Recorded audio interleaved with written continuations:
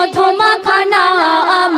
তোমার কদমে মোর হাজারো সালাম নবী তোমার কদমে মোর হাজারো সালাম আখিরি রাসূল তুমি নবী আকরাম আখিরি রাসূল তুমি নবী আকরাম তোমার কদমে মোর হাজারো সালাম নবী তোমার কদমে মোর হাজারো সালাম নবী তোমার কদমে মোর হাজারো সালাম। তো শুনলেন এটি নাত রাসূল। এখন আমি আপনাদের সম্মুখে সুন্দর একটি কালাম পরিবেশন করবো। আমার 2025-এর নিউ কালাম, একটু মনোযোগ দিয়ে শুনবেন, আশা রাখছি ভালো লাগবে। আমরা সবাই জানি মা হাওয়া এবং পিতা আদম তারা জান্নাতের মধ্যে কত সুন্দর সুখে ছিলেন এবং আল্লাহ পাক তাদেরকে বলেছিলেন যে তোমরা সবকিছু খেতে পারো এই জান্নাতের মধ্যে, কিন্তু ভুলেও গন্ধম ফল খাবে না। কিন্তু শয়তানের কবলে পড়ে সেই ভুলটি করেছিল, তাতে মা হাওয়া এবং পিতা আদমকে দুনিয়ার মধ্যে পাঠিয়ে দিয়েছিলেন। সেই উদ্দেশ্যে আমি আপনি সবাই জানি সুন্দর একটি কালাম পরিবেশন করবো, মনোযোগ দিয়ে শুনবেন। কেন গড়ল গো হাওয়া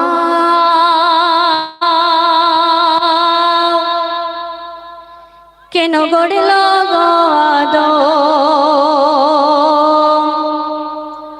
কেন গড়ল গো হাওয়া কেন গড়ল গো আদম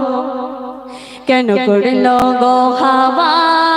কেন গড়ল গো আদম কেন গড়ল গো হাওয়া কেন গড়ল গো আদম কেন গড়ল গো হাওয়া কেন গড়ল গো আদম কেন গড়ল গো হাওয়া কেন গড়ল গো আদম সব কিছু নবীজি গড়িতে সেজন সব কিছু নবীজি গড়িতে সেজন কেন গড়ল গো হাওয়া কেন গড়ল গো আদম কেন গড়ল গো হাওয়া কেন গড়ল গো আদম। অতি সুন্দর কথা লেখক আর কি শুনবেন। কেন কাবা হলো কেন কেবলা হলো কেন হলো আবে জমজম কেন বাতাস শেষে দেখো নিশির শেষে বাজায় দেখো ছম ছম কেন কাবা হলো কেন কেবলা হলো কেন হলো আবে জমজম কেন বাতাস শেষে দেখো নিশির শেষে বাজায় দেখো ছম ছম কেন গড়ল খোদা গগন কেন গড়ল খোদা পবন কেন গড়ল খোদা জীবন কেন গড়ল খোদা মরণ কেন গড়ল খোদা গগন কেন গড়ল খোদা পবন কেন গড়ল খোদা জীবন কেন গড়ল খোদা মরণ সব কিছু নবীজি গড়িতে সৃজন সব কিছু নবীজি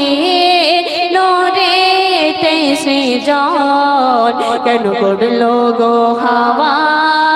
কেন গড়ল গো আদম কেন গড়ল গো হাওয়া কেন গড়ল গো আদম। সুন্দর কথা লেখক আর লিখতে শুনবেন। কেন ফসল ফলে এই ধরা তলে কেন আহার জোগাই খোদা কেন আকাশ থেকে এই ধরার বুকে বৃষ্টি পড়ে সর্বদা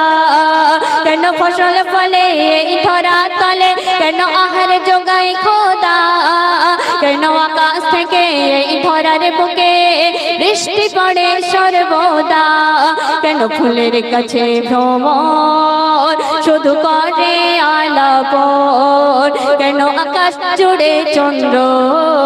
ছড়াই চাঁদের কিরণ কেন ফুলের কাছে ভ্রমণ শুধু করে আলাপন কেন আকাশ জুড়ে চন্দ্র ছড়াই চাঁদের কিরণ সব কিছু নবীজি গড়িতে সেজন সব কিছু নবীজি